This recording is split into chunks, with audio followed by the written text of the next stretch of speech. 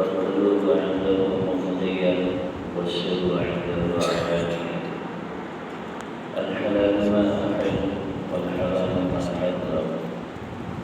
الدين ما شرع والأمر ما قضى. الخلق خلقه والعبد عبده وهو الله ورسوله الوحيد.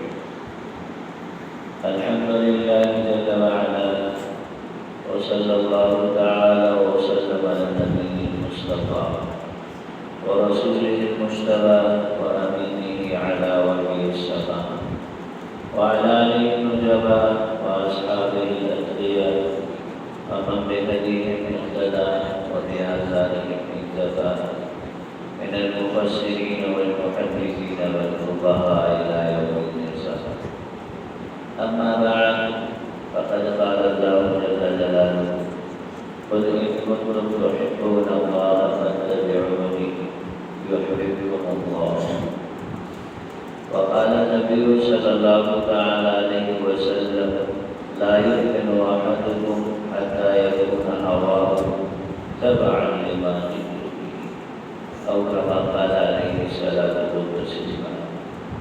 صدق الله مولانا العليم وصدق رسوله النبي الأمي الكريم، ونحن على ذلك لمن الشاهدين والشاكرين والحمد لله رب العالمين. میرے بھائیو، انسان دنیا کی زندگی میں بہت تھوڑے عرصے کے لیے آیا ہے. انسان مسافر ہے. جب سے اس کی خلقت ہوئی ہے، اس کو پیدا کیا گیا ہے اور پھر اس کو جنتوں سے نکالا گیا ہے، زمین پہ اتارا گیا ہے. یہ محو سفر ہے.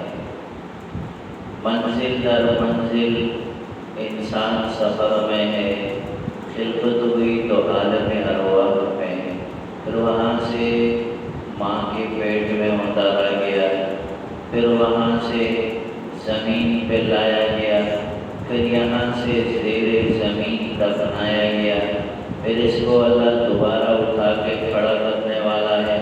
والذی یحییکم، وہی اللہ جس نے تمہیں پیدا کیا، زندگی دی. ثم یمیتکم، پھر وہ تمہیں موت دیتا ہے، مار کے زیر زمین لے جاتا ہے.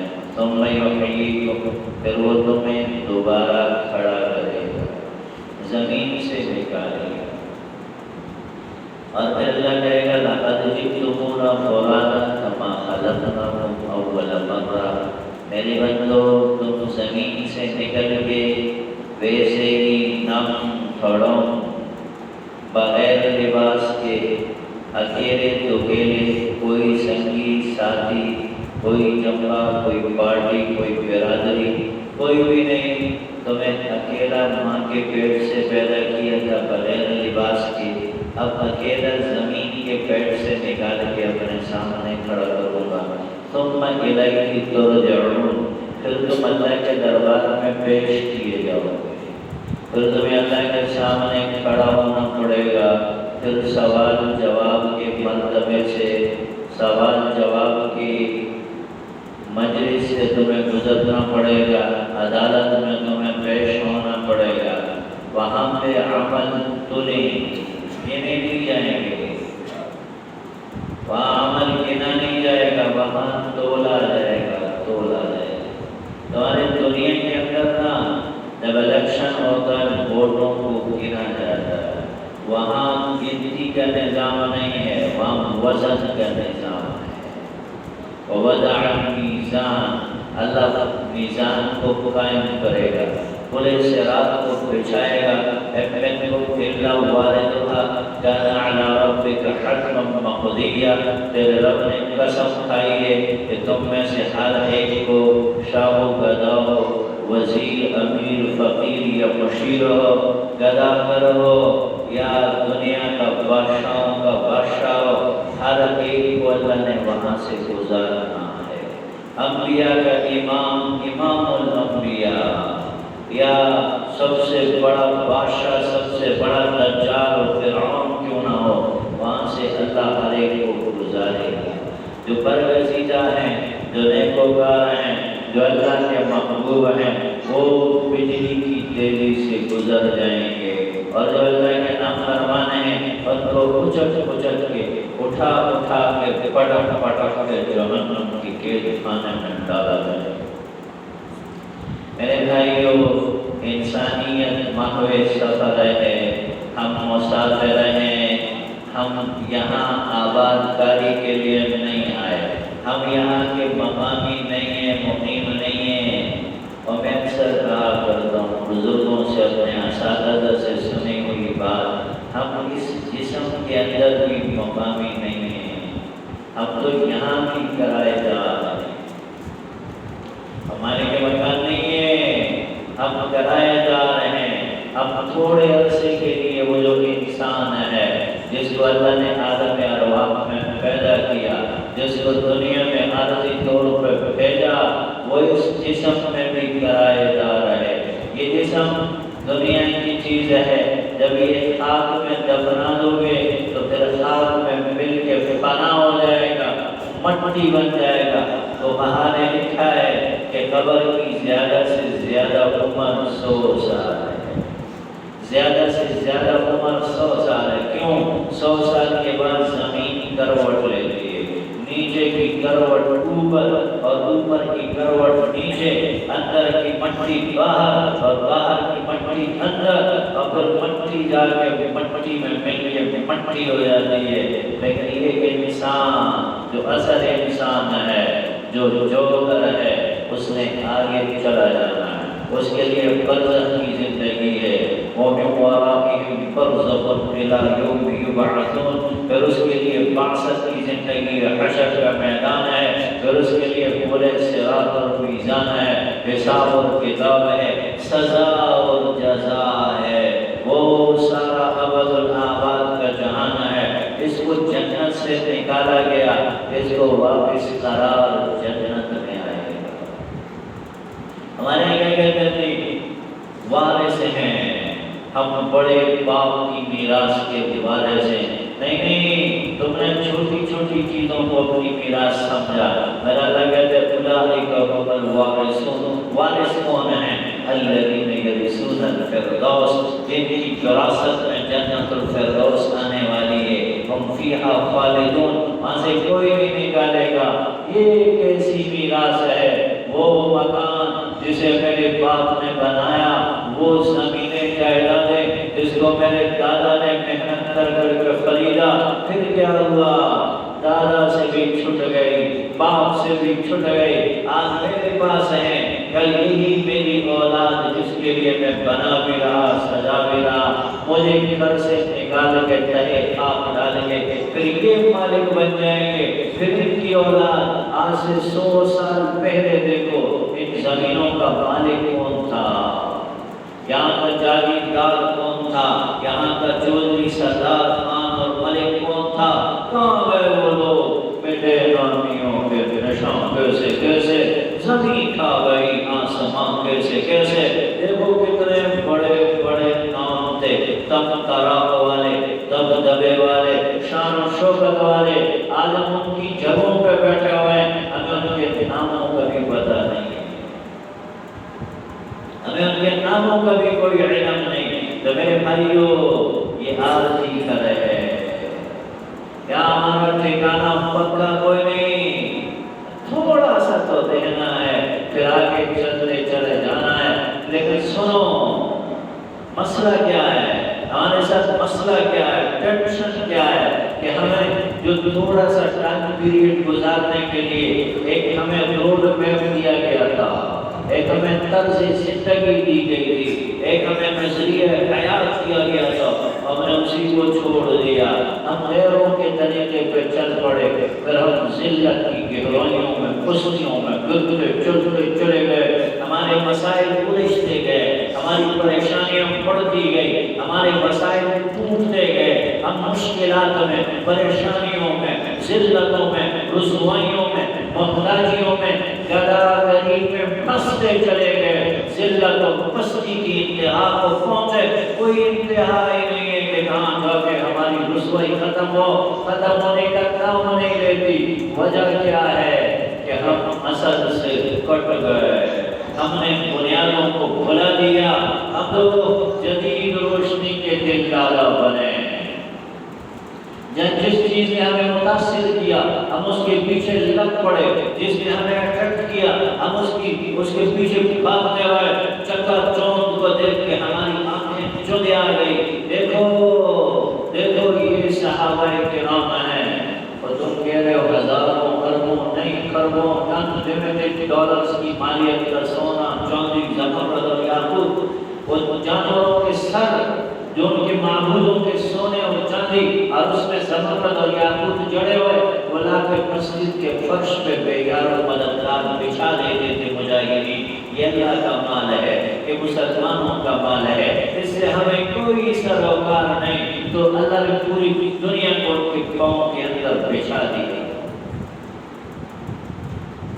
صحابہ کرام وفد کی شکل میں جاتے ہیں، کسرا کے بادشاہوں کی درباروں میں، وہ کہتے ہیں اسلحہ جمع کراؤ، تلوار اتارو، ورنہ تمہیں بادشاہ کے دربار میں ایکسس نہیں ملے گا۔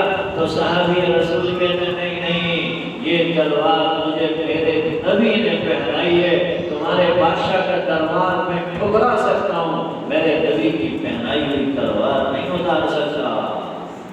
ہم نے کیا کیا؟ تلوار تو بڑے دور کی بات ہے، ہم نے تو پگڑی کو بھی چھوڑا، ٹوپی کو بھی چھوڑا، داڑھی کو بھی چھوڑا، اسلامی تشخص کو بھی چھوڑا، اسلامی اخلاق کو بھی چھوڑا، اسلامی تہذیب کو بھی چھوڑا، نبی کی سنت کو بھی چھوڑا، قرآن کے حکموں کو بھی توڑا۔ تو پھر کہتے ہو اللہ تمہیں عزتیں دے؟ نہیں، عزتیں اللہ کے پاس ہیں، عزتیں اللہ کے پاس ہیں۔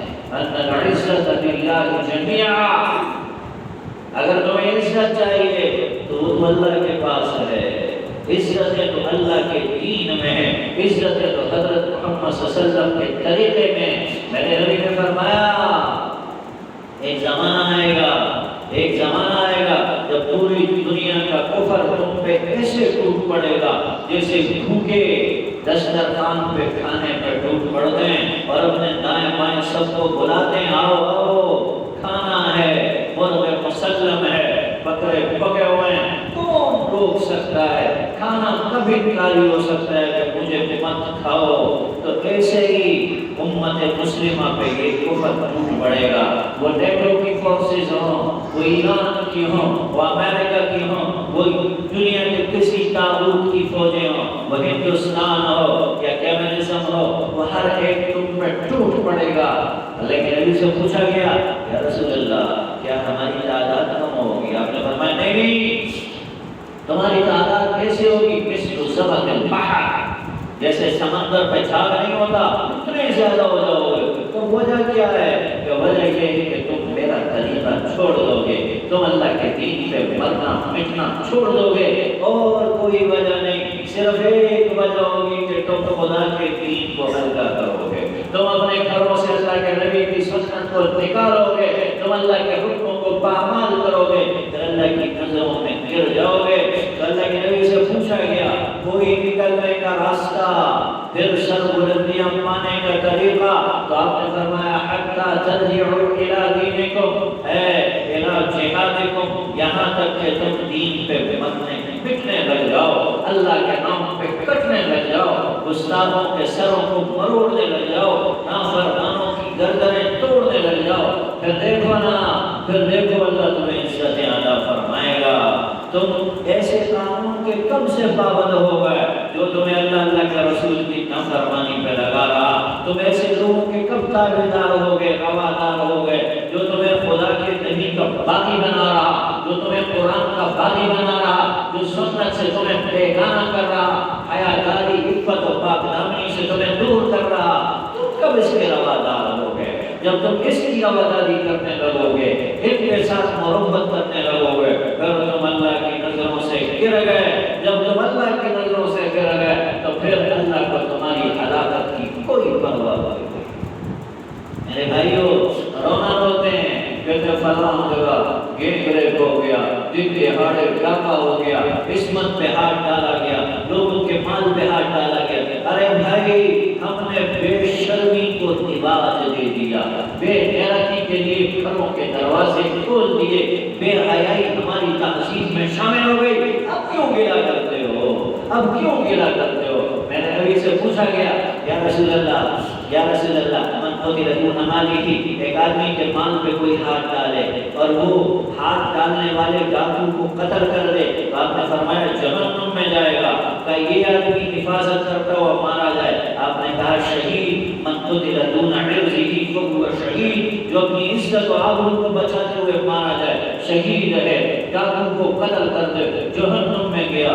یہ تمہاری کیسی عدالتیں ہیں، یہ تمہارے کیسے قانون ہیں؟ سریعام عزتیں لوٹی جا رہی، اور وہ مسلمانوں کا گھر ہے، وہ اسلام کا قلعہ ہے، وہ بدر کلمے کی بنیاد پہ بنا، سریعام میرے نبی کی ناموس پہ ڈھکے ڈالے جائے، ختم نبوت پہ حرف اٹھایا جائے، صحابہ کی تخلیص پہ لوگ انگلیاں نہیں بھونک رہے، بکواس کر رہے، اور میرے ملک کا قومی میڈیا پوری دنیا کو دکھا رہا کہ یہ اسلامی پاکستان کا حال ہے۔ میرے بھائیو، جب ذلت اس حد تک ہوگی، جب بے شرمی بے حیائی اس حد تک ہوگی، پھر اس قوم کی تباہی بربادی میں پھر کوئی دوسرا کوئی اب راستہ باقی نہیں، اب کوئی حجت باقی نہیں ہے، اتمام حجت ہو چکا۔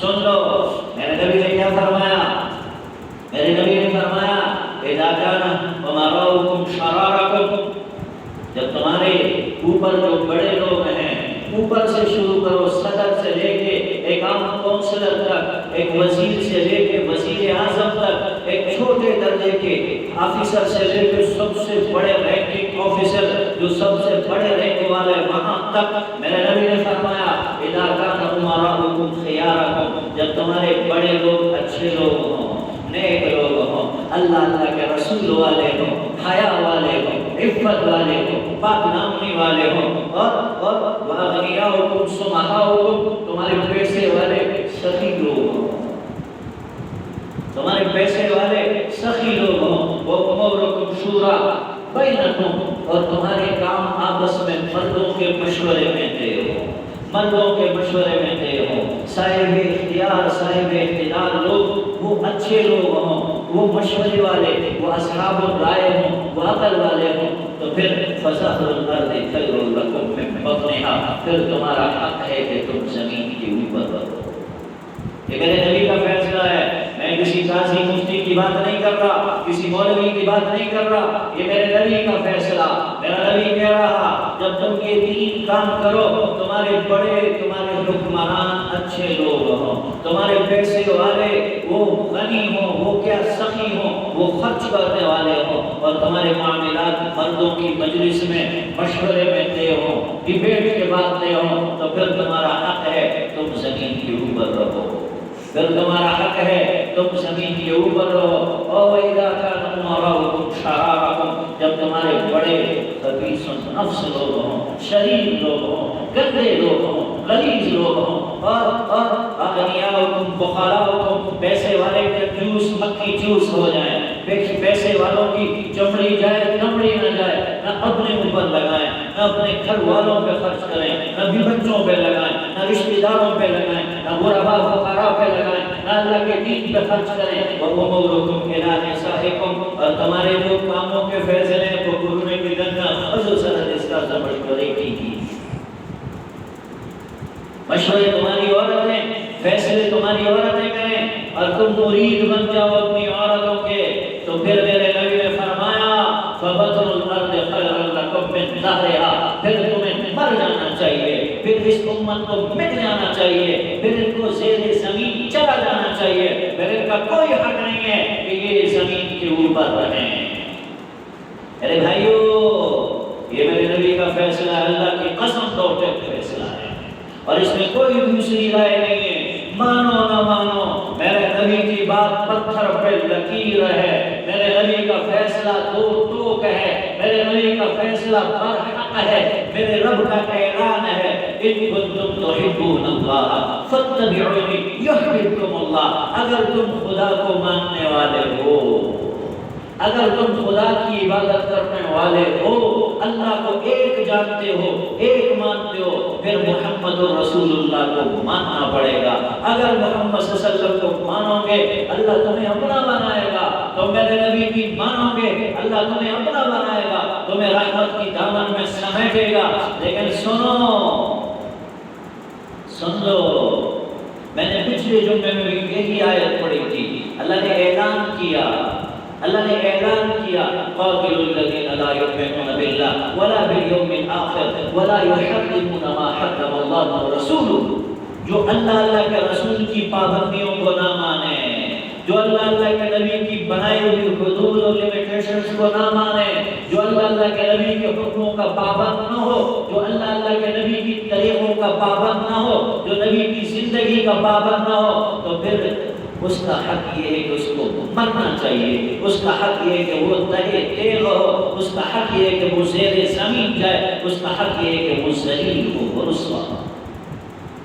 ان العزت للہ جميعا، عزت اللہ کے پاس ہے، عزتوں کا مالک اللہ ہے، معز بھی وہ ہے، مذل بھی وہ ہے۔ میرے بھائیو، دو ٹوک بات ہے، صاف ستھری بات ہے، پکی اور وزنی اور دلیل والی ٹھوس بات ہے، عزتوں کا مالک اللہ ہے، عزتوں کا مالک اللہ ہے، عزتیں دینے والا اللہ ہے، عزتیں اللہ کے خزانے میں ہیں، عزت والی ذات اللہ کی ہے۔ جس کو عزت چاہیے اس کو اللہ کو اپنا بنانا پڑے گا، جس کو سر بلندی چاہیے اس کو سر اللہ کے سامنے جھکانا پڑے گا۔ اور جب تک تم اللہ کے سامنے نہیں جھکو گے، جب تک تم اللہ کے نبی کے قریب میں نہیں آؤ گے، سوال پیدا نہیں ہوگا کہ تمہیں دنیا کی زندگی میں کبھی سکون ملے۔ آخرت تو بہت دور کی بات ہے، نہیں دے گا اللہ، یہ میرے اللہ کا قانون ہے۔ اور اللہ بار بار ٹھوکریں اس لیے لگاتا ہے، بار بار اللہ آزمائشوں میں مبتلا اس لیے کرتا ہے کہ ظالم اب تو رجوع کر لے، کافر کا تو یہ جہان ہے، نافرمان کا تو یہ جہان ہے، تجھے تو تیرے نبی نے یہ سکھایا، جب خدا سے مانگ، یہاں بھی مانگ وہاں بھی مانگ، اس کے خزانوں میں کوئی کمی نہیں۔ یہ تو اللہ نے ہمیں سکھایا گیا اللہ کے نبی نے کہ بس وہاں مانگو یہاں کچھ بھی نہ مانگو۔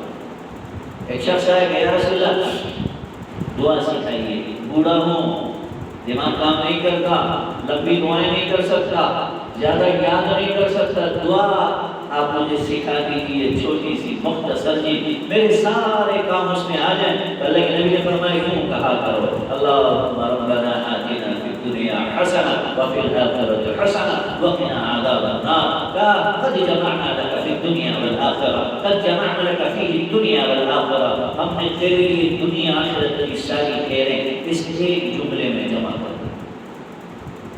ایک صحابی سخت بیمار کمزور، حدیث میں ہے ادب المفرد میں روایت نقل کی امام بخاری نے، اللہ کے نبی دیکھنے گئے تو دیکھا کہ وہ اتنا کمزور ہوا جیسے چڑیا کا بچہ ہوتا ہے جو انڈے سے نکلتا ہے اور اس کے اوپر پر ور بال بالکل نہیں ہوتے، تو کیا ہوا بھی یہاں کوئی دعا بھی کرتے ہو؟ تو کیا دعا کرتے ہو؟ کہتے میں اللہ سے کہتا ہوں یا اللہ جو عذاب تو نے مجھے آخرت میں دینا ہے دنیا میں دے دے، آخرت میں نہ دے، دنیا میں دے دے آخرت میں نہ دینا۔ تو اللہ کے نبی نے فرمایا دنیا کی عذاب کی طاقت رکھتا سبیل عافیہ فی الدنیا والآخرہ، اللہ سے وہ خدایا یہاں بھی عافیت دے، وہاں بھی عافیت دے، یہاں بھی خیر دے، وہاں بھی خیر دے۔ تو میرے بھائیو، سکون چاہتے ہو، امن چاہتے ہو، میں تمہیں نہیں کہتا کہ حکومت بدل لو، میں تمہیں نہیں کہتا کہ ڈسٹرکٹ کونسل کے اندر نظام بدل لو، نہیں نہیں، تم سے اللہ کا یہ مطالبہ ہی کوئی نہیں، اللہ کا تم سے صرف تمہاری ذات کا مطالبہ ہے، اپنی ذات کا، اپنے گھر کا، اپنے اقتدار کا، اپنے اختیار کا یہ مطالبہ ہے، تم یہ تبدیلی لاؤ، اللہ تمہاری اس تبدیلی کا اثر پورے جہان میں تمہیں دکھائے۔ اسلامی سیاست تو سب سے پہلے تہذیب الاخلاق سے شروع ہوتی ہے، فرد کی تہذیب سے شروع ہوتی ہے، ایک سنگل پرسن کی تہذیب سے شروع ہوتی ہے۔ اپنے آپ کو خدا را ہر شخص درست کرنے کی کوشش کرے، رجوع اللہ کی کوشش کرے، اللہ کے نبی کے طریقوں کو لے آؤ، مت جاؤ غیروں کے رواج کے پیچھے۔ اللہ کی قسم رسوائی ہے، حیرانگی ہوتی ہے، پریشانی ہوتی ہے جب مسلمان، پڑھے لکھے مسلمان، سمجھدار مسلمان آگے مسائل پوچھنے ہیں، ان غریبوں کو یہ بھی پتہ نہیں ہوتا کہ اسلام میں ان چیزوں کا کوئی وجود نہیں۔ مسئلے پتہ کیا پوچھتے ہیں؟ بھائی شادی میں اگر مہندی کی رسم نہ ہو تو شادی ہو جائے گی، مائیوں کی رسم نہ ہو تو شادی ہو جائے گی، نکاح کے اندر پٹاخے نہ پھوڑے تو نکاح ہو جائے گا۔ یہ مسئلے پوچھتے ہیں مسلمان۔ حالانکہ اور ایک دفعہ تو مسئلہ پوچھے کہ اگر گانا نہ باندھا جائے، گانا تو شادی صحیح ہو جائے گی۔